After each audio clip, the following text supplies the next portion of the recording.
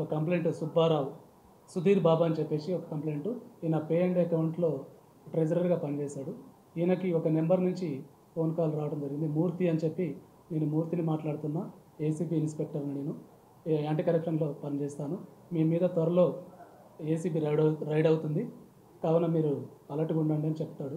దాంతో ఈ కంప్లైంట్ ఏమైందని అడిగితే, దానికి మీరు ఆ ఏసీబీ రైడ్ కాకుండా ఉండాలంటే మీరు ఎంతో కొంత నాకు ఇవ్వాలి, 1,00,000 నుంచి 2,00,000 మధ్యలో నాకు అమౌంట్ ఇస్తే మీకు ఇది న్యాయం జరుగుతుంది, లేకపోతే మీ మీద రైడ్ అవుతుంది. ఇది హైలీ కాన్ఫిడెన్షియల్ ఇష్యూ, ఎవరు చెప్పకూడదు.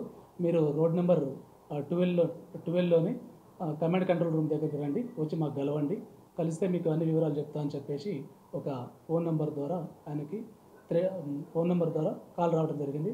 దాంట్లో థ్రెటనింగ్ చేసి డబ్బులు డిమాండ్ చేయడం జరుగుతుంది. ఏసీబీ అఫీషియల్స్ అని చెప్పేసి డబ్బులు డిమాండ్ చేయడం జరుగుతుంది.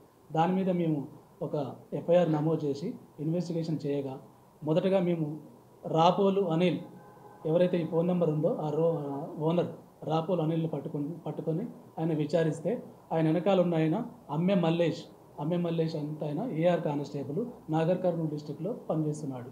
ఇతను అనిల్ యొక్క ఫోన్ తీసుకొని గవర్నమెంట్ అఫీషియల్స్కి ఫోన్ చేసి, నేను ఏసీబీ ఇన్స్పెక్టర్ని, మీ మీద త్వరలో రైడ్ అవుతుంది అని చెప్పేసి బెదిరించి వాళ్ళ దగ్గర నుంచి మనీని ఎక్స్ట్రాక్షన్ చేయడం జరుగుతుంది.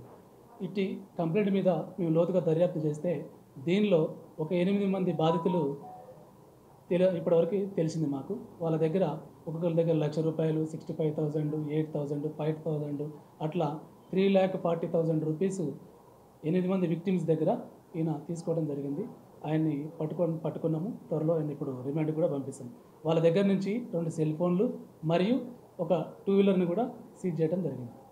3,40,000